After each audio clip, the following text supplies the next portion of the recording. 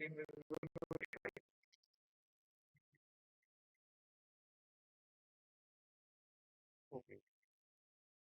ठीक है, class five करते हैं। हमको अभी जानना है कि ये वीएस होता क्या है, ठीक है। विजुअल स्टूडियो क्या, आई सॉरी, जीएस, जावा स्क्रिप्ट का होता क्या है, ठीक है। क्या बोल रहे हैं? आवाज एकदम क्लियर नहीं है। मेरी वॉइस क्लियर नहीं है क्या?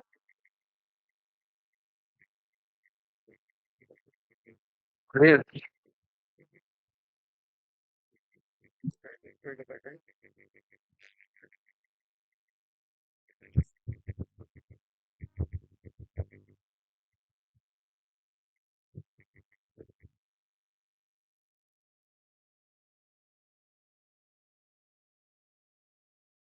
अभी क्लियर है? Yes sir.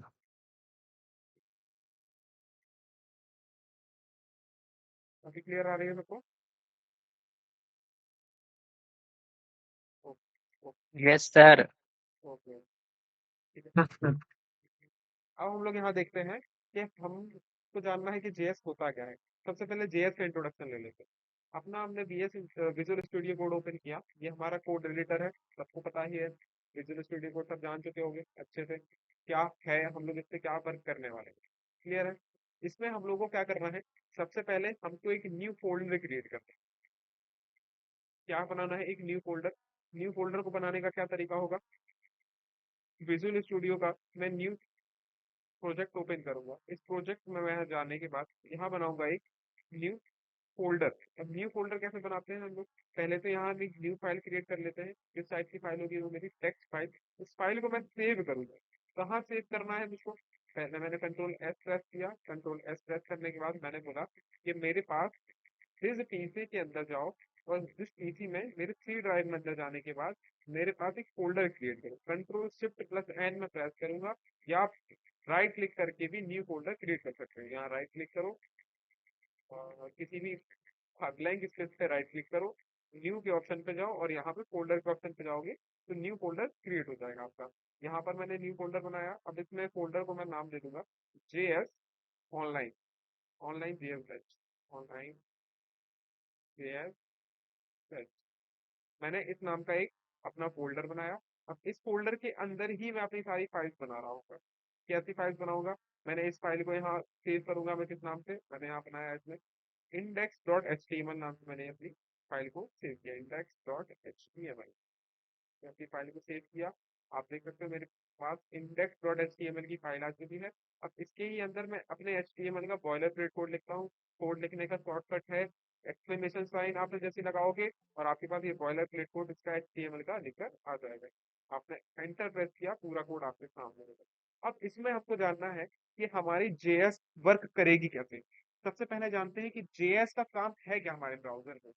हम लोग HTML का वर्क करवाया हमने, CSS का वर्क करवाया, बूटस्ट्रैप का भी वर्क करवाया, बट JS का क्या वर्क है हमारे पास ब्राउजर पे। तो JS को हम लोग थोड़ा इस टाइप से समझते हैं कि अभी मैंने जैसा आपसे बोला कि हमारे पास जो हमारी बॉडी है, उस बॉडी में तीन पार्ट से डिवाइड किया जाता है। क्या है वो तीन पार्ट, पहला मैं बोलूंगा, ये जो हमारी बॉडी है, इस बॉडी में मेरे जो पार्ट्स हैं वो तीन पार्ट से डिवाइडेड है। वो पार्ट क्या क्या है, पहला तो हमारा बॉडी का स्ट्रक्चर, पहला हमारा बॉडी का स्ट्रक्चर।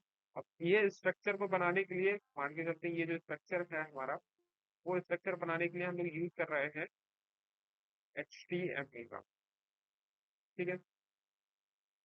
बॉडी को हमने स्ट्रक्चर बनाया HTML से, वो स्ट्रक्चर हमारी बॉडी का क्या हुआ, स्केलेटन, क्लियर। स्केलेटन हुआ हमारी बॉडी का। अब इस स्केलेटन पे हमारी बॉडी का स्ट्रक्चर क्रिएट करने के लिए हमने HTML का यूज किया। अगर हम ह्यूमन बॉडी की बात कर रहे हैं तो वो हमारा स्केलेटन हुआ, वो उसने हमारा बॉडी क्रिएट किया। अब यही हमारे बॉडी के ऊपर स्किन वगैरह है, वो हमारा वर्क किसने किया। मान के चलते हैं जो स्किन है हमारी बॉडी की, बॉडी स्किन, बॉडी स्किन, वो किसका काम था, हमारे CSS का, क्योंकि हम डिजाइनिंग के लिए यूज करते थे, क्लियर। अब इसके अंदर हमारी बॉडी के अंदर बहुत सी ऐसी चीजें जो हमारी वर्क कर रही हैं। हमारा ब्रेन हुआ, हमारा ब्रेन हुआ, हमारी नर्व्स हुई, और जितना भी ब्लड सेल्स, हमारे हार्ट बीट्स हुई, हमारी हमारा हार्ट हुआ। तो ये सब क्या है, वर्क कर रहा है हमारी बॉडी के अंदर का। तो ये वर्किंग प्रोसेस हमारी बॉडी की क्या हुई, वो हुई हमारी जेएस। कंप्यूटर लैंग्वेज में हम लोग इसको बोलते हैं HTML, CSS और जावास्क्रिप्ट। और ह्यूमन बॉडी क्या हुई हमारी, ये CSS हुई हमारी, डिजाइनिंग दिखाने के लिए हमारी बॉडी के ऊपर, हमारी बॉडी का स्ट्रक्चर क्रिएट करने का काम HTML ने कर दिया, जो कि स्केलेटन था हमारा। बॉडी की स्किन के लिए हमारी CSS हो गई, जो कि हमारी वेबसाइट के लिए क्या हुआ करती थी, कलरिंग हो गई वेबसाइट की, टेक्स्ट डेकोरेशन हो गई हमारी वेबसाइट की, साथ में फॉन्ट साइज वगैरह कैसे चेंज हो रही है, तो वो सब चीजें काम करता था। बट उसके अंदर उस चीज को काम करना क्या है, मतलब मेरी वेबसाइट पे मैं बटन प्रेस कर रहा हूँ, वो बटन प्रेस करने के बाद होना क्या चाहिए, वो काम क्या करेगा मेरा जेएस नर्व, मतलब उस बटन के बाद वो प्रोसेस किस टाइप से कराएगा, हर्ट बीट, हर्ट जो हमारा, मान के चलते हैं हमने कोई भी काम अपनी वेबसाइट के ऊपर करवाया, मैंने बोला कि मुझे ये काम खुद से इतने डिले तक करना है, या मैं जब अपनी वेबसाइट पे स्क्रॉल करूं तब ये काम हो जाए, तब वो काम पूरा on click event, on hover event, हम जो भी काम से बोलेंगे ये सब काम किसके थ्रू बोल रहे होंगे हम लोग, जेएस के थ्रू। क्लियर है यहाँ तक सबको, यहाँ तक सबको बात समझ में आई कि जेएस का काम किस लिए हम लोग करने वाले हैं। यहाँ तक किसी को कोई डाउट?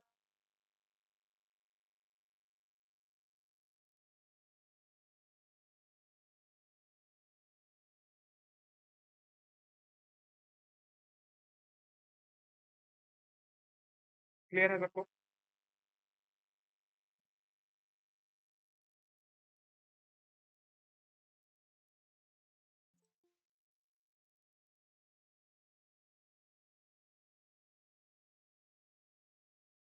ठीक है, आगे बढ़ते हैं।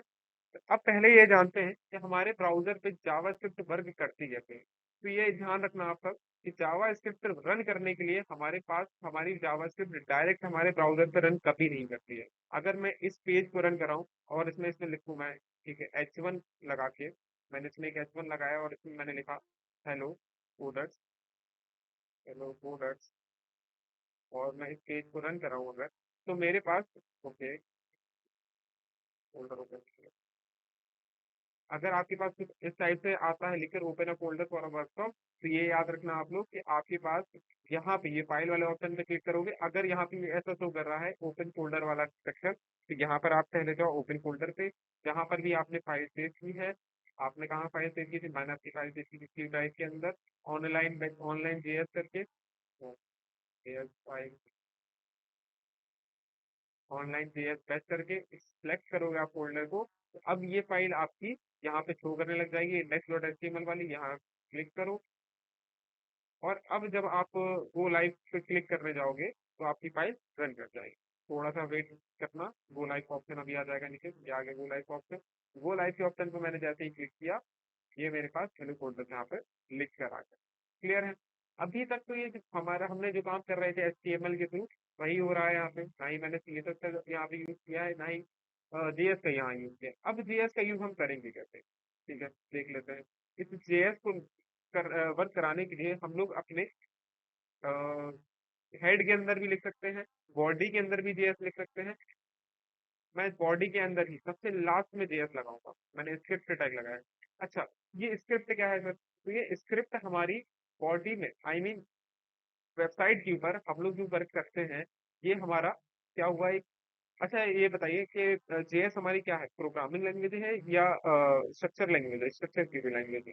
तो जेएस जो है हमारी, वो है तो प्रोग्रामिंग लैंग्वेज, और साथ ही साथ है वो हमारी स्क्रिप्टिंग लैंग्वेज थी, ठीक है ना। मतलब इसमें हमको कुछ स्क्रिप्ट लिखनी होती है, स्क्रिप्ट क्या, कि हमको क्या वर्क कराना है। मान के चलिए आपको अगर किसी स्कूल फंक्शन में आपको बोला जाए कि आपको एक परफॉर्मेंस देनी है, तो वो परफॉर्मेंस करने के लिए सबसे पहले आपको एक स्क्रिप्ट दी जाएगी। मान के चलते हैं परफॉर्मेंस में आपको बोला जाए कि एंकरिंग ही करनी है, मान के चलते हैं एंकरिंग करनी है उसमें। उस एंकरिंग के लिए आपके पास एक स्पीच होनी चाहिए कि आपको एंकरिंग में बोलना क्या होगा।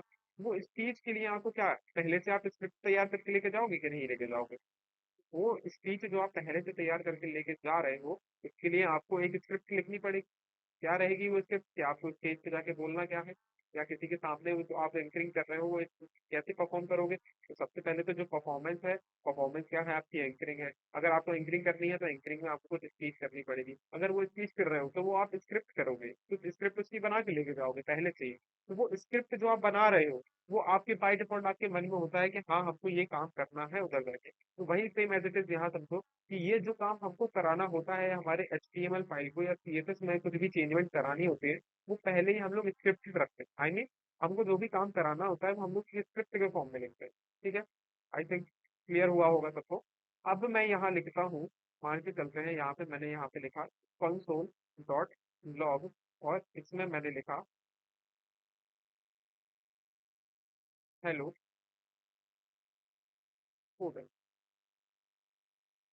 ठीक है, मैंने यहाँ console डॉट लॉग लगाया। अब ये क्यों लगाया है, अब ये आपको समझ में आया console डॉट लॉग का मतलब। मैंने यहाँ लिखा console dot log hello coders. अब इस console डॉट लॉग को आप कुछ इस टाइप से समझिए कि जब आपने सी प्रोग्रामिंग पढ़ी थी तो उस सी प्रोग्रामिंग में आपने पढ़ा था प्रिंट एफ फंक्शन। सबने पढ़ा होगा प्रिंट एफ फंक्शन, अगर जिसने अच्छे से क्लास ली होगी तो उस प्रिंट एफ फंक्शन में आपको याद होगा, अगर आप डबल कोट्स के अंदर उसमें कुछ भी प्रिंट करवाते थे।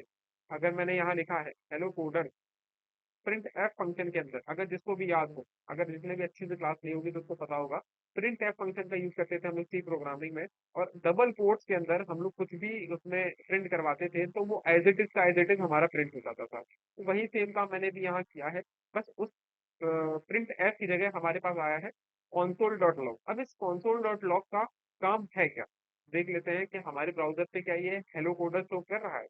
हाँ ये हेलो कोडर शो तो कर रहा है, लेकिन ये तो H1 वाला हेलो कोडर है ना। अगर मैं इसको इंस्पेक्ट करके देखूं, इंस्पेक्ट सेक्शन पे जाऊं और इसके ऊपर अगर होवर करूं, तो देखो होवर करने के बाद ये मुझे यहाँ शो कर रहा है कि ये हेलो कोडर्स, ये जो लिखा हुआ है ये आपने H1 टैग के अंदर लिखा हुआ है।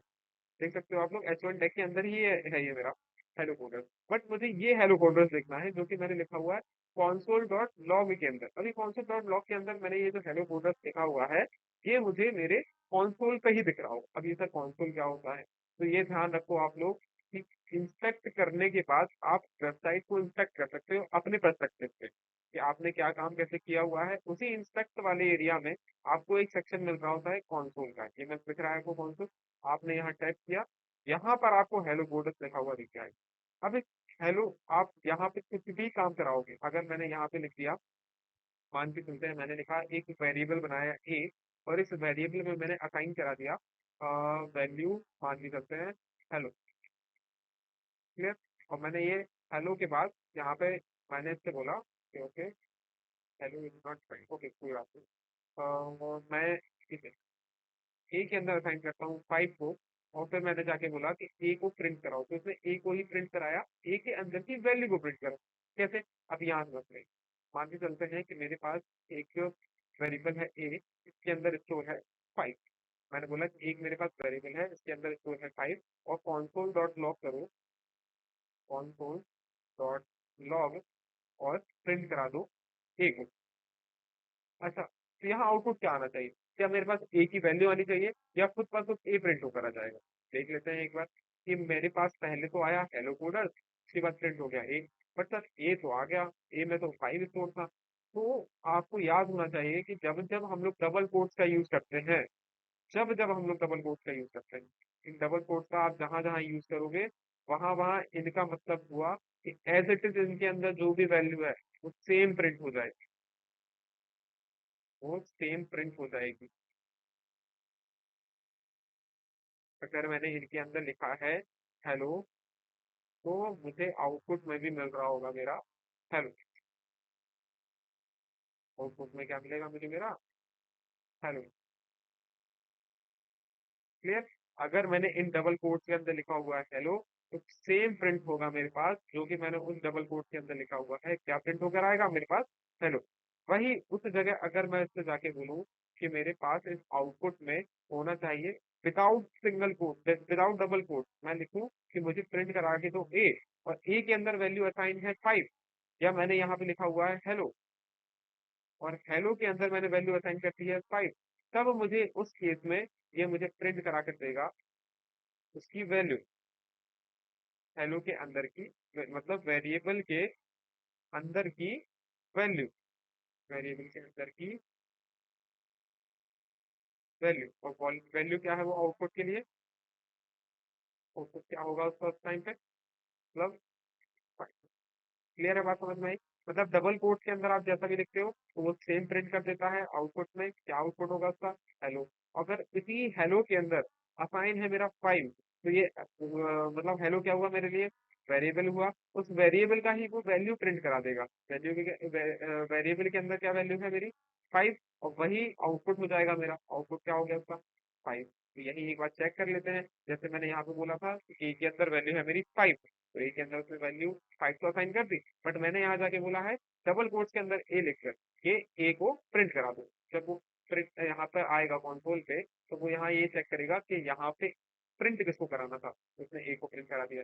अभी अगर मैं इस जगह यहाँ पे जाके बोलूँ, अगर डायरेक्ट मैं यहाँ पे भी इसे पूछ सकता हूँ कि ए को ही प्रिंट, ए के अंदर की वैल्यू को प्रिंट कराओ, ना कि ए को प्रिंट कराओ, तो ए के अंदर की वैल्यू को प्रिंट करा देगा। देख सकते हो आपने 5 को प्रिंट करा दिया। कहीं मैंने इससे बोला कि 5 प्रिंट कराओ, नहीं, मैंने सिर्फ ए लिखा है, ए को इसने प्रिंट करा दिया, ए के अंदर की वैल्यू को प्रिंट कराया है। क्लियर है बात। यहीं जाके अगर मैं दोबारा से बोल दूं console dot log, console dot log, और अब जाके प्रिंट कराओ ए को, देखो मैंने डबल कोट नहीं लगाया है, सिंगल कोट लगाया है। अब जाके मैं बोलूँ इसमें कि सिर्फ ए को प्रिंट कराओ, तो ये 5 प्रिंट करा दे। क्लियर है बात। देखो एक बार मैं यहाँ से इसको हटाऊँ, कमेंट आउट कर दूंगा, तो वो सिर्फ 5 प्रिंट कराएगा, और सॉरी एक, हाँ ए प्रिंट कराएगा।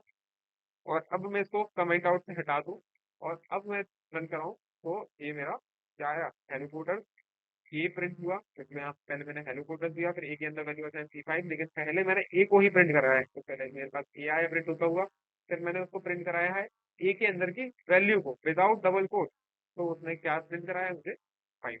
तो अब बताओ आप तक सबको बात क्लियर है, समझ में आया सबको। वेरिएबल समझ में आया कि वेरिएबल के साथ आप कैसे प्रिंट करवा सकते हो डेटा को।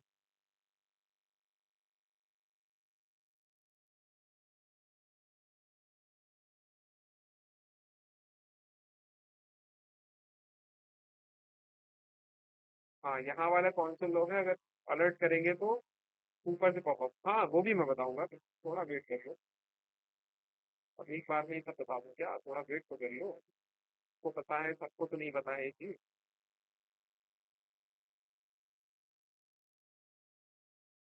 को पता है कि वहाँ अलर्ट किया जा सकता है, तो अलर्ट से भी मैं बताऊंगा अभी, 1 मिनट से जाओ। बाकी और भी लोग हैं, उनको भी जानना है, उनको तो बेसिक नहीं बताऊंगा। सर रन नहीं हो रहा, क्या दिक्कत आ रही है, क्यों नहीं हो रहा है, एक बार और बता दो। चलो कोई नहीं, एक बार और देख लो सब। यहाँ पर सबसे पहले तो आपको एक HTML फाइल क्रिएट करनी है। उसी HTML फाइल में आपको यहाँ पर बॉडी के अंदर लगा लो स्क्रिप्ट टैग, या आप अपने हेड के अंदर एक स्क्रिप्ट टैग ऐसा है जिसको आप कहीं पर भी लिख सकते हैं। ठीक है, स्क्रिप्ट टैग मैंने यहाँ लगाया। इस स्क्रिप्ट के अंदर अब मैंने जाके दोबारा से बोला, यहाँ मेरा लो कॉन्सोल, कॉन्सोल डॉट लॉग। अच्छा छोड़ो, हम लोग यहाँ लिखते ही नहीं है कभी, हम लोग यहाँ कुछ वर्क ही नहीं करते, स्क्रिप्ट ही नहीं लगाते। अभी जाके हम एक काम करते हैं, डायरेक्ट ही ये कॉन्सोल में ही जाते हैं, कॉन्सोल में जाके हम लोग यहाँ लिखते हैं console, sorry, console dot log, और इसके ही अंदर अगर मैंने लिख दिया डबल कोट्स के अंदर, हेलो माय फ्रेंड, ठीक है, और मैंने एंटर प्रेस किया, क्या प्रिंट होकर मिला मुझे, हेलो माय फ्रेंड, यही आया साथ में। किसके अंदर था ये हेलो माय फ्रेंड, मेरे कॉन्सोल डॉट लॉग और डबल कोट्स के अंदर। अगर इसी चीज को मैं दोबारा से लिखूं, ठीक है, और इसके अंदर से मैं डबल कोट हटा दूं, क्या ये मुझे तब प्रिंट करा के देगा, नहीं देगा। देखो उसने मुझे अनकॉट सिंटेक्स एरर दे दिया कि सिंटेक्स में कुछ मिसिंग है, यहाँ लिखा है uncaught syntax error missing after argument list. ठीक है, मतलब उस जितना भी आपने कोड लिखा है उस कोड में कोई चीज मिसिंग है, जिससे उस कोड को समझ नहीं आया कि उसको करना क्या है। वही अब आप सेम चीज करो, अगर मैं इसके अंदर दोबारा से डबल कोट लगा दूंगा तो वो उसको प्रिंट कर देगा। तो मैंने लिखा हेलो, एंटर प्रेस किया, उसने हेलो प्रिंट करा दिया।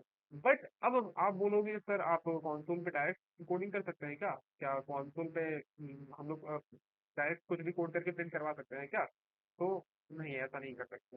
इसका मतलब क्यों है कि अगर मैं यहाँ पे अगर ब्राउजर को एक बार रिफ्रेश कर दूंगा, तो मेरे कंसोल का जितना भी डेटा है या जितना भी मेरा कोड था, अगर जितना भी मैंने ब्राउजर पे लिखा हुआ था अपने कंसोल पे, वो सारा ही डेटा वहां से हट जाता है। क्लियर? आप जितनी भी बार वहां ब्राउजर पे जाके ब्राउजर कंसोल पे कितना भी कोड लिख लोगे, वो कोड आपका रन तो करेगा, लेकिन तब तक रन करेगा जब तक आप अपने ब्राउजर को रिलोड ना कर दो। आई बात समझ में? इसलिए हम लोग कोड एडिटर का यूज करते हैं। अब यही मैं कितनी भी बार यहाँ लिखूं, console console dot log, dot log, और इसके अंदर मैंने लिखा है हेलो वर्ल्ड,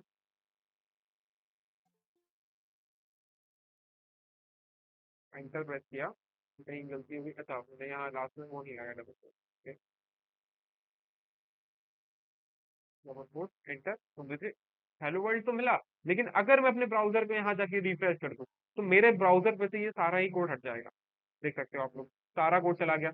अब इसी चीज से बचने के लिए हम लोग यूज करते हैं अपने एडिटर्स का। तो मैं अपने विजुअल स्टूडियो कोड पे आया, मैंने यहाँ स्क्रिप्ट टैग लगाया, मैंने यहाँ पे बोला कि कॉन्सोल डॉट लॉग हो जाए, कॉन्सोल डॉट लॉग, और यहाँ पे प्रिंट करा दो मेरे स्टूडेंट्स को हेलो माय फ्रेंड, और इसको मुझे दिखा दो जरा मेरे ब्राउजर पे। तो ये देखो मेरे को ब्राउजर पे हेलो माय फ्रेंड्स लिख कर आ गया। और अगर मैं इसको दसों बार भी रिफ्रेश कर दूं ना, तब ये भी, ये मुझे दसों बार मुझे हेलो माय फ्रेंड्स लिख कर दिखाई देगा। आ रहा है नजर सबको? Hello my friend, hello my friend, hello my friend, hello my friend, कितनी भी बार आप ब्राउजर को रिफ्रेश कर दोगे, लेकिन ये हेलो माय फ्रेंड्स यहाँ से नहीं जाने वाला है। अब वही चीज मैं दोबारा से यहाँ अगर कुछ लिख दूं आके, console dot log, console dot log, और इसके अंदर मैं जाके दोबारा से अगर कुछ लिख दूं, डिजी कोडर, और एंटर प्रेस करूं, तो डिजी कोडर तो मुझे लिखा हुआ दिखाई दिया। लेकिन यही चीज को अगर जाके मैं अभी रिफ्रेश कर दूं, तो वो हट जाएगा। लेकिन क्या नहीं हटा अभी भी मेरे पास? हेलो माय फ्रेंड दिख रहा है यहाँ सबको। हेलो माय फ्रेंड तो वहीं का वहीं लिखा रह गया, लेकिन क्या चला गया मेरे पास? मैंने जो डिजी कोडर लिखा हुआ था। ठीक है, ऐसे ही मैं यहाँ पे अभी लिख दूं डिजी कोडर, ठीक है, तो यहाँ चेंज हो गया डिजी कोडर। और क्या ये चेंज होगा बार बार? नहीं, बार बार चेंज नहीं हो, वहीं का वहीं लिखा रहेगा। ठीक है, अब इससे आगे बढ़ते हैं। अब यहाँ समझते हैं कुछ वेरिएबल्स को हम लोग। अब ये कुछ वेरिएबल्स का क्या मतलब हुआ? वेरिएबल्स मतलब हम लोग वेरिएबल्स का यूज कैसे करते थे? वेरिएबल्स का हम लोग काम करते थे किस चीज के लिए? वेट अ सेकंड,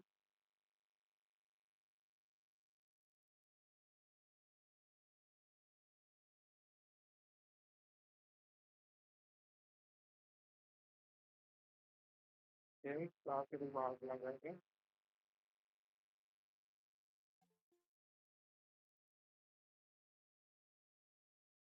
सर ये कंसोल कैसे ओपन हुआ? एक्चुअली मैं नेटवर्क नहीं, ओके दोबारा देख लो। कंसोल ओपन होने का तरीका, कि आपको क्या करना होता है, सबसे पहले राइट क्लिक करिए अपने ब्राउजर पे, आपके पास एक इंस्पेक्ट का ऑप्शन आ जाएगा सबसे लास्ट में, इंस्पेक्ट पे क्लिक करिए।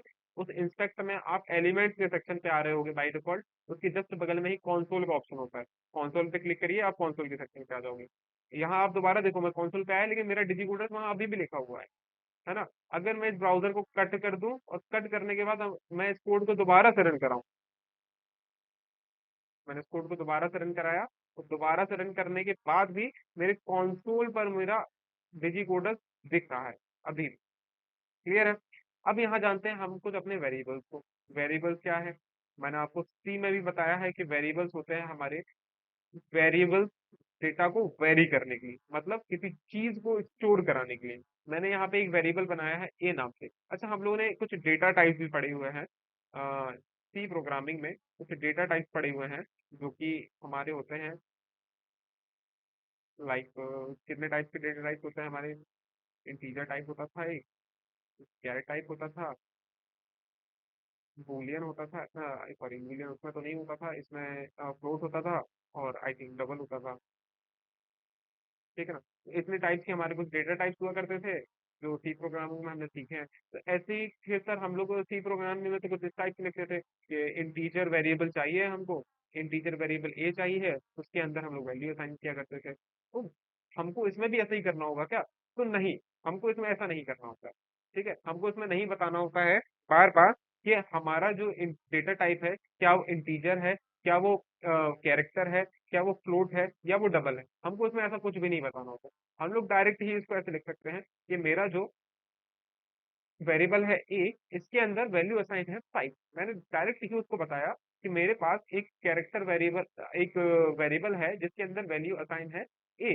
अब ये जो ए है, ये इसके अंदर नंबर वैल्यू असाइन है, तो ये मेरा जो डेटा टाइप हुआ, ये मेरा नंबर डेटा टाइप होगा। क्लियर? अब मैंने एक वेरिएबल लिया बी, और उस बी के अंदर मैंने कैरेक्टर स्टोर कराया, मांगे चलते हैं ए। और ऐसे ही मैंने एक वेरिएबल लिया सी, और उसके अंदर मैंने स्टोर कराया मेरा किसी डेसिमल वैल्यू को, मान के चलते हैं मैंने लिखा यहाँ 5.15। अब इन्हीं तीन चीजों को मुझे अगर कॉन्सोल पे चेक कराना है, यानी प्रिंट कराना है, मैंने कॉन्सोल डॉट लॉग किया, और लॉग करने के बाद मैंने बोला कि ए के अंदर की वैल्यू को प्रिंट करा दो, तो ये मुझे ए के अंदर की वैल्यू को प्रिंट करा देगा। अब ए के अंदर की वैल्यू को तो इसने प्रिंट कराया, लेकिन क्या क्या पता है मुझे कि ये किस टाइप का डेटा है? मुझे इसको चेक करना है, तो मैं यहाँ लिखूंगा टाइप ऑफ अपने वेरिएबल का नाम। वेरिएबल का नाम क्या था मेरा? ए। और जैसे ही इतना मैं लिखूंगा, तो ये मुझे यहाँ पे शो करवा देगा कि आपका जो वेरिएबल ए है, उसका टाइप है नंबर। देख सकते हो आप लोग, जैसे ही आपने यहाँ लिखा टाइप ऑफ ए, मतलब टाइप किसका? अपने वेरिएबल का। तो आपका वेरिएबल में क्या है? नंबर है। क्या है आपका? नंबर है, तो उसने आपका वेरिएबल बता दिया। ऐसे ही मैं अगर प्रिंट कराऊं बी की वैल्यू को, तो यहाँ मुझे वो बी में स्टोर करा है ए, देख सकते हो आप, बी में स्टोर है ए। अगर मैं यहाँ बोलूँ कि बी में जो भी स्टोर है डेटा, उसका टाइप क्या है, मैंने लिखा टाइप ऑफ बी, तो वो बता देगा मुझे कि आपने जो भी डेटा स्टोर किया हुआ है सी वेरिएबल के अंदर, उस वो है आपका स्ट्रिंग डेटा। ऐसे ही मैं प्रिंट कराऊं अपने सी को, सी डेटा को उसने प्रिंट कराया 5.5, मैं उससे पूछूं कि टाइप क्या है, ये जो डेटा उसमें स्टोर है मेरा, वो तो डेसिमल डेटा है, लेकिन जावास्क्रिप्ट लैंग्वेज में वो किस टाइप का डेटा हुआ? मैं बोलूंगा टाइप ऑफ बताओ मेरा सी का, तो उसने मुझे बताया कि वो भी एक नंबर टाइप का ही डेटा। क्लियर है? इसमें आता है एक हमारा बूलियन डेटा। मैंने डी वेरिएबल लिया, एक उससे डी वेरिएबल में शो कराया ट्रू। क्लियर? और मैंने यहाँ पे डी को प्रिंट कराया, और मैंने यहाँ से पूछा इससे कि मान के चलते हैं कि इसका टाइप बता दो मुझे जरा, sorry, type of D.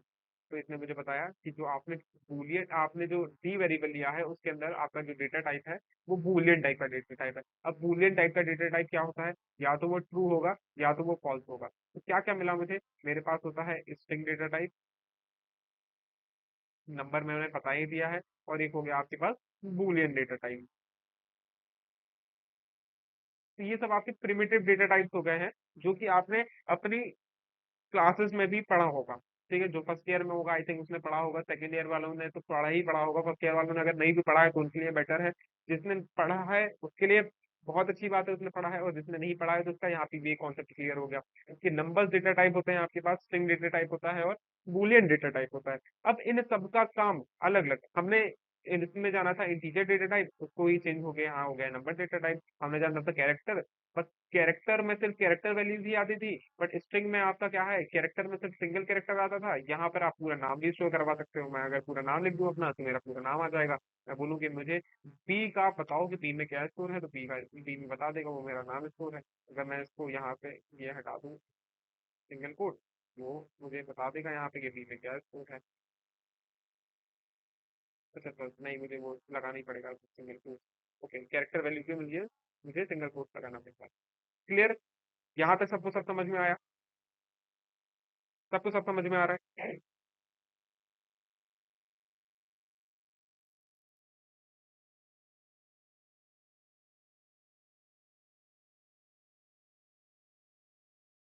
Clear है यहाँ पे सबको? ठीक है, अब एक बार अलर्ट जान लेते हैं। अलर्ट भी जान लेते हैं क्या होता है। मैंने बोला, आपने बहुत सी बार देखा होगा कि आप किसी वेबसाइट पे वॉच करते हो, या कहीं किसी चीज पे क्लिक करते हो, तो आपके पास एक पॉपअप मैसेज आता है कि आप ये जो चीज पे क्लिक किया है, कि आपको उस चीज पे क्लिक करना है। तो यस या नो का एक ऑप्शन आता है, या एक अलर्ट आ जाता है अलर्ट किस टाइप का, अगर मैं बोलूँ मेरी वेबसाइट पे एक अलर्ट आए और अलर्ट में लिख कर आए हेलो, अब देख सकते हो मेरे पास एक अलर्ट आया। ठीक है। ये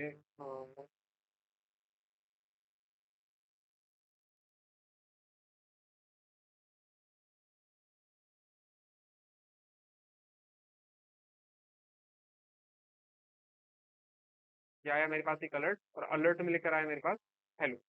ये हेलो, इसी टाइप के आपके पास अलर्ट आते हैं जब आप किसी वेबसाइट पे, अगर ये तो अलर्ट मैंने डायरेक्ट दिया हुआ। ठीक है। मैंने यहाँ अलर्ट लिखा, अलर्ट लिखने के बाद मैंने लिख दिया इसके अंदर सिंगल कोट्स में लिखा है मैंने हेलो, सिंगल कोट्स में हेलो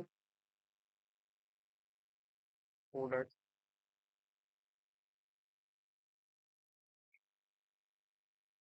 और इसको मैं अगर चेक कराऊँ ब्राउजर पे एक बार रिफ्रेश करके, देखो उस ब्राउजर पे लिख कर आ गया hello coders.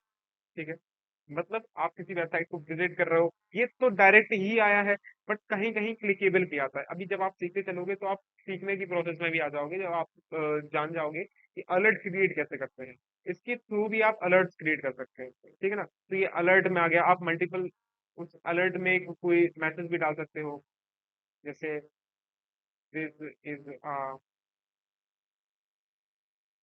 JS, this is JS class. ठीक है। तो आपके पास एक अलर्ट बनकर आएगा, उसमें ये लिखा होगा कि दिस इज जेएस क्लास। और आप कुछ भी लिख सकते हो अलर्ट में। तो मतलब ये एज अ प्रोसेस हुई अलर्ट बनाने की, तो आपको समझ में आया अलर्ट भी कैसे बनता है। क्लियर है। अब इसके बाद आगे चलते हैं। हमारे पास कुछ वेरिएबल्स डिक्लेयर करने की भी कुछ प्रॉपर्टीज होती है, जिनको हम लोग तीन टाइप से डिवाइड करते हैं। पहला होता है हमारे पास लेट,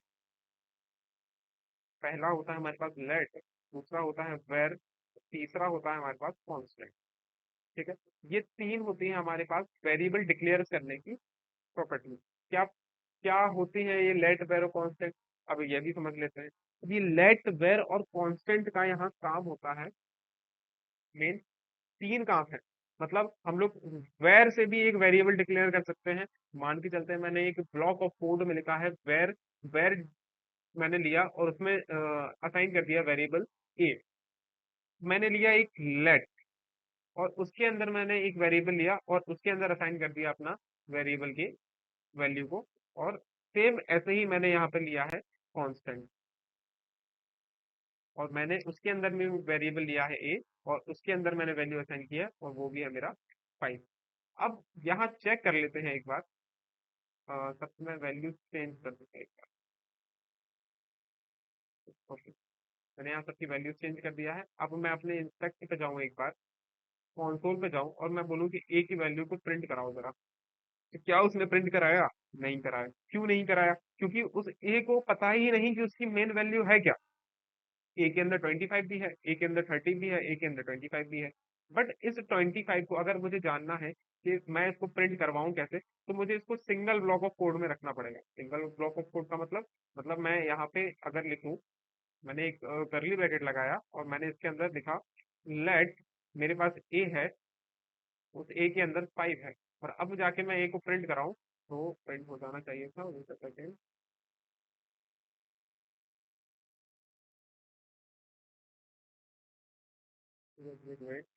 एक के अंदर 5 है, ये 5 प्रिंट हुआ। ओके, फिर वेर एक के अंदर 5 है। ओके, फिर लाइट में लेके चलते हैं ए 5।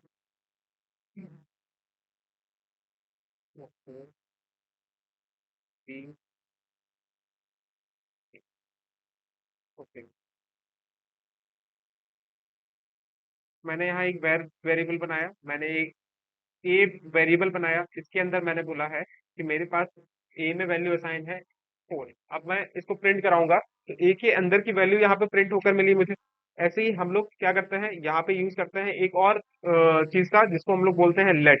अब हम लोग चीजों को बना तो सकते हैं अलग अलग तरीके से। मैंने बोला है कि मैंने लिया है एक लेट, लेट के अंदर मैंने लिखा है कि मेरे पास है 5, मैं ए को प्रिंट कराऊंगा तो वो मुझे 5 दोबारा से प्रिंट करा के दे देगा।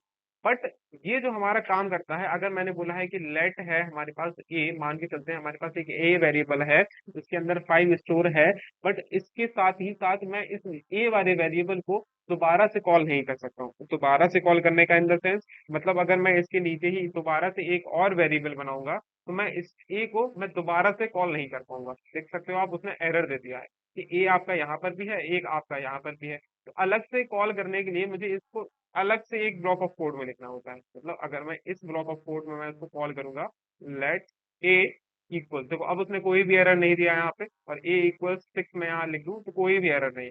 बट अगर विदाउट ब्लॉक ऑफ कोड मैं इसको यहाँ लिख दूं, लेट ए, जैसे ही मैं ए लिख रहा हूँ उसके अंदर असाइन भी कर दूं वैल्यू, लेकिन वो मुझे ए की वैल्यू प्रिंट नहीं कराएगा। देख लो, उसने एरर दे दिया मुझे। बट इसी चीज को अगर मैं यहाँ से हटा दूं, इसी चीज को अगर मैं यहाँ से, देख सकते हो आप लोग, एरर दे रहा है वो मुझे अभी भी। इसी चीज को मैं यहाँ से हटा के एक अलग ब्लॉक ऑफ कोड में लिख दूं, मैं लिखूं यहाँ पे लेट ए, अगर मैं सिंगल ए लिख रहा हूँ तो उसने कोई भी एरर नहीं दिया, फिर मैंने यहाँ 5 दे दिया, देखो उसने कोई भी एरर नहीं दिया, मैंने एंटर प्रेस किया, ए लगा, ए लिखा तो एक वैल्यू उसने प्रिंट करा दी। मतलब आप एक ही ब्लॉक ऑफ कोड में मल्टीपल सेम वेरिएबल्स नहीं बना सकते हो। मान के चलो आपने एक वेरिएबल बनाया है नेम नाम से, मैंने नेम नाम से एक वेरिएबल बनाया, इस नेम में नेम इक्वल लिखा है मैंने किसी का नाम, मैंने अपना ही नाम लिख दिया, ठीक है। अब इस नेम को अगर मैं यहाँ कॉल करूंगा नेम को, तो ये मुझे बता देगा कि इस नेम के अंदर क्या है, स्टोर है यार। अगर इसको मैं बोलूँ ये लेट कर ले, क्या, ये एक वेरिएबल है नेम नाम का, उसके अंदर की वैल्यू को प्रिंट करा दे, उसने प्रिंट तो कराया। बट अगर इसी नेम को मैं दोबारा से यहाँ कॉल करूं, मैं बोलूं कि नेम नाम का वेरिएबल मुझे दोबारा से चाहिए है, तो वो मुझे नेम नाम के वेरिएबल में वैल्यू दोबारा नहीं देगा, मुझे लेट करना पड़ेगा एक बार। लेट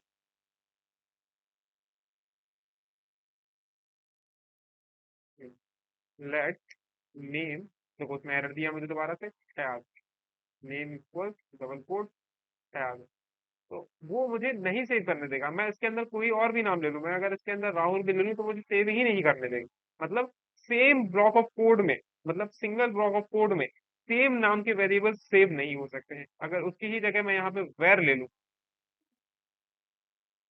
अगर उसकी ही जगह मैं यहाँ वेर ले लूं तब भी नहीं लेगा वो। बट इस लेट की जगह मैं यहाँ वेर ले लूं तब वो ले लेगा। क्यों? मतलब वेर का काम होता है कि आप सेम नाम के वेरिएबल्स को आप बार बार कॉल कर सकते हो। बट लेट और कांस्टेंट के सीन में ऐसा नहीं है। लेट के सीन में ऐसा है कि अगर आप एक बार आपने सेम नाम का वेरिएबल कॉल किया है, आप दोबारा उसको कॉल कर ही नहीं सकते हो, भले ही आप उसको कांस्टेंट में कॉल कर लो या उसको आप वेर में कॉल कर लो। मतलब उसको आपने एक बार वेरिएबल बना लिया तो आप दोबारा उसको वेरिएबल बना ही नहीं सकते, ठीक है। अब इसी की जगह आता है हमारे पास कांस्टेंट। अगर इन्हीं दोनों के बीच में अगर मैं इस वाले ब्लॉक ऑफ कोड, अगर मैं इसको अलग ब्लॉक ऑफ कोड में लिख दूं, तब ये तब भी नहीं ले रहा है क्योंकि ये वेर में है, मैं इसको लेट में ही लेना पड़ेगा, मुझे ले लेगा वो तुरंत ही। अब ऐसे ही जाके मैं बनाऊं एक कांस्टेंट, कांस्टेंट वेरिएबल बना लूं, उस कांस्टेंट वेरिएबल का नाम मैंने रखा है फुल नेम, और इसके अंदर मैंने असाइन कर दिया एक वैल्यू नेम को। मान के चलते मैंने नेम लिखा है यहाँ पे अमन, तो उसने लिया। बट इसी कांस्टेंट को मैं दोबारा नहीं ले सकता हूँ यहाँ पे। मैं बोलूँ कि इस वैल्यू है फुल नेम, और इसको असाइन कर दो वैल्यू कृष्णा, और मैं बोलूँ कि ये भी मेरा एक कांस्टेंट वेरिएबल है या लेट वेरिएबल में मान के चलते हैं। लेट लेट मेरा है एक फुल नेम नाम का वेरिएबल, नहीं लेगा वो, दोबारा से एरर देने लगा है। ये आप नहीं ले सकते उसको। अगर इसी जगह मेरे पास ये वेर होता तो ये वेर के बाद लेने लग जाता, लेकिन वेर की जगह ये कांस्टेंट है, नहीं लेने देगा। कांस्टेंट मतलब एक बार वेरिएबल डिफाइन हो गया वो दोबारा से डिफाइन होगा ही नहीं। इसको भी आपको दोबारा डिफाइन करने के लिए क्या करना होगा, इसको भी दोबारा से डिफाइन करने के लिए आपको कहना होगा इससे पहले तो एक कांस्टेंट वेरिएबल बना लो। कॉन्सेप्ट वेरिएबल का काम तब तक ही रहेगा जब तक आप उसको उसको आप कोई भी और अलग काम असाइन नहीं कर रहे हो। मैंने इसमें नाम दिया, और मैंने इसमें नाम दे दिया अमन, और इसके बाद मैं इस ब्लॉक ऑफ कोड से अगर बाहर आ जाऊंगा तो मैं इस ब्लॉक ऑफ कोड के बाद मैं दोबारा से सेम नाम का वेरिएबल ले सकता हूँ। दोबारा से बनाया फुल नेम, और इस फुल नेम को मैंने असाइन कर दिया एक नाम राहुल, देख सकते हो कोई भी एरर नहीं है। मैं अगर पहला ब्लॉक ऑफ कोड का मैंने नेम को अगर कॉल किया, मैंने बुलाया नेम, मेरे पास प्रिंट हो गया नेम। मैं दूसरा वाला नेम प्रिंट क्यों नहीं हुआ? क्योंकि पहला जो मेरा नेम होगा वो ब्लॉक बाय ब्लॉक काम करता है। मतलब पहला कोड रन हुआ, उसके बाद जब मेरा इटरेशन राउंड दूसरा काउंट करेगा तो वो मेरा दूसरा कोड को रन करा देगा। ठीक है, उसके बाद मैं कॉल करूंगा फुल नेम को तो वो अमन को कॉल करेगा, फुल नेम को राहुल। Okay okay okay.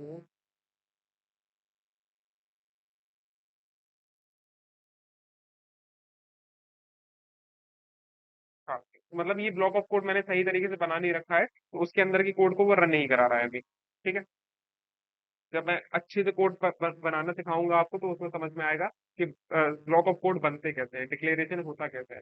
बस मैं ये समझा रहा था आपको कि मतलब इस पोजीशन पे जहाँ पे मैंने ये दिया हुआ है कांस्टेंट फुल नेम, इसके लिए अभी ये कुछ मायने ही नहीं रखता है। आई मीन ये एग्जिस्ट ही नहीं करता है ये वाला फुल नेम, क्योंकि मैंने ये ब्लॉक ऑफ कोड अभी इसको सही तरीके से डिफाइन किया ही नहीं है।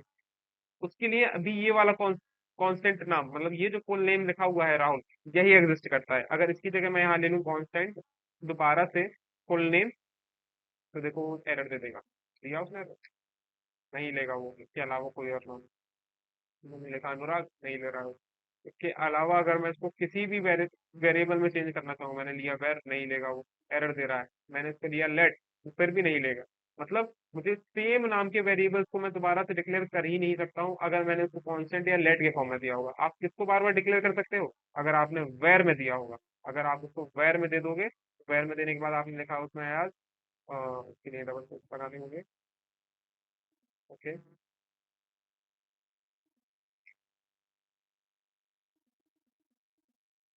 वेरिएबल ए, ठीक है, मैंने वैर में दिया। अब इस वैर को मैं दोबारा लेके अगर ए ले लूं और उसके अंदर कोई और वैल्यू असाइन कर दूं और उसमें लिख दूं मैंने लिख देता हूं मैं राहुल, और अब मैं इस ए को प्रिंट कराऊं जाके, तो मुझे आउटपुट में राहुल मिल रहा होगा क्योंकि लास्ट असाइन वैल्यू उसकी क्या है?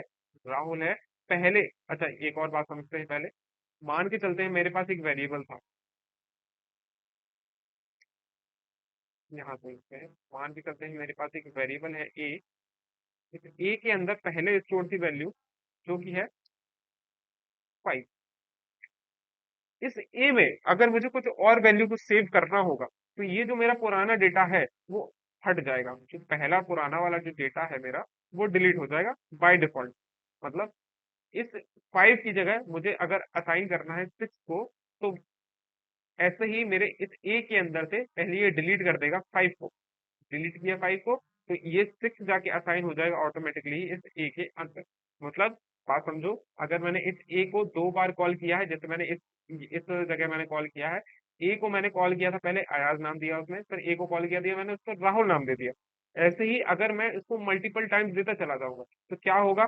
मैंने पैर दोबारा बनाया ए नाम का, फिर उसमें कॉल किया अमन को, और अब मैं जाके इस ए को दोबारा से कॉल करूंगा तो मुझे अमन मिलेगा, ना कि अयाज मिलेगा, ना ही राहुल मिलेगा। क्यों हुआ ऐसा?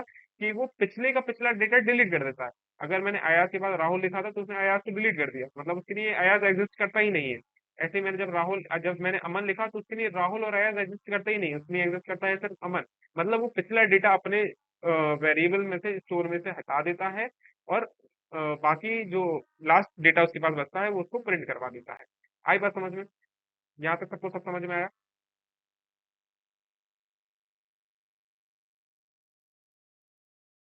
हमने बोला कि हमारा जो जेएस लिंक है वो तो है कंसोल से डायरेक्ट लिंक, और ब्राउजर हमारा कंसोल से लिंक है।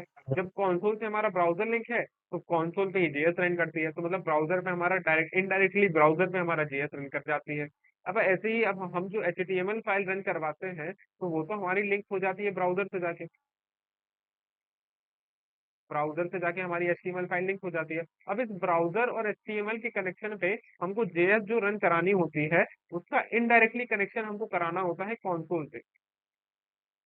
इनडायरेक्टली कनेक्शन हम कराना होता है कंसोल से। तो ये दोनों का कनेक्टिविटी आपस में पहले से होती है, ब्राउजर की और कंसोल की कनेक्टिविटी पहले से होती है, जिसमें जेएस हमारा वर्क करता है।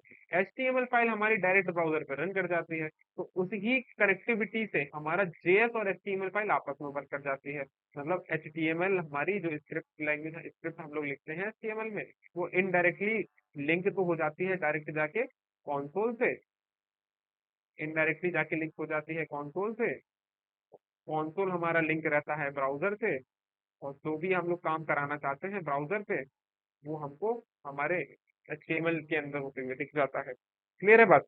अब हमने बोला कि मान के चलते हैं इतना काम, जेएस हमारी लिंक थी कंसोल से ब्राउजर से कंसोल पे, हम लोग ब्राउजर कंसोल, ब्राउजर पे लिंक है कंसोल, कंसोल पे लिंक है हमारी जेएस, फिर हम लोग एचटीएमएल को लिंक करा दिया ब्राउजर से, और ब्राउजर पे ब्राउजर ऑटोमेटिकली हमारा कंसोल से लिंक था, स्क्रिप्ट हमारी इनडायरेक्टली ब्राउजर से लिंक हुई, और एचटीएमएल और प्लस स्क्रिप्ट हमारा दोनों आपस में लिंक हो चुका है। अब इसके अलावा हमने यहाँ जाना, ये जो हमारा स्क्रिप्ट टैग है, इसकी हेल्प से हम लोग जेएस तो वर्क करवा सकते हैं। क्लियर? अब इसके अलावा भी एक काम और होता है, इस स्क्रिप्ट टैग के अलावा भी हमारे पास एक और चीज होती है, जो कि होती है हमारी, समझ लाओ, ठीक है? इसके अलावा होता है हमारे पास एक नो स्क्रिप्ट टैग। सर ये नो स्क्रिप्ट टैग क्या होता है? यहाँ लगाते हैं हम नो स्क्रिप्ट टैग। अब ये नो स्क्रिप्ट टैग का काम क्या होता है? अगर मैं इसके अंदर लिखूं where JavaScript not working, ठीक है, मैंने अगर इसमें लिखा JavaScript is not working, तो क्या ये मुझे मेरे ब्राउजर पे दिख रहा होगा? देख लेते हैं एक बार रन करवा के। नहीं सर, यहाँ तो ऐसा कुछ भी लिखकर नहीं आ रहा है। यहाँ पर क्यों नहीं आ रहा है लिखकर? यहाँ पे वो मुझे तब शो कराएगा जब मेरी जावा स्क्रिप्ट ब्राउजर पर रन नहीं कर रही होगी। और जावा स्क्रिप्ट ब्राउजर पर रन क्यों नहीं करेगी सर? ब्राउजर पे तो करती है जावा स्क्रिप्ट रन। नहीं भी कर सकती है, कैसे नहीं करेगी? मान के चलते हैं कभी गलती से आपके पास, आपके ब्राउजर पे जावा स्क्रिप्ट ऑफ हो जाए, मैं सेटिंग्स में गया, सेटिंग्स में जाने के बाद मैंने यहाँ सर्च किया जावा स्क्रिप्ट, तो आपको यहाँ पे सिक्योरिटी में एक रिजल्ट मिल रहा होगा, नहीं सिक्योरिटी में नहीं, साइट सेटिंग्स में, साइट सेटिंग्स में आपको मिल रहा होगा जावा स्क्रिप्ट। अब इस जावा स्क्रिप्ट पे आप जाओ और यहाँ पे क्लिक कर दो don't allow sites to use JavaScript. अगर आपने यहाँ पे ये कर दिया और ब्राउजर रिलोड करने के बाद, अब आपको यहाँ पे लिखा हुआ मिल रहा होगा, इसमें लिखा हुआ है जावा स्क्रिप्ट इज नॉट वर्किंग। जबकि अब आप इसके अंदर कुछ भी कोड लिख लोगे स्क्रिप्ट टैग लगाने के बाद, स्क्रिप्ट टैग लगाया और करके देख लेते हैं एक बार। मैंने यहाँ पे स्क्रिप्ट टैग लगाया, कंसोल में जाने के बाद मैंने लिखा कंसोल डॉट लॉग,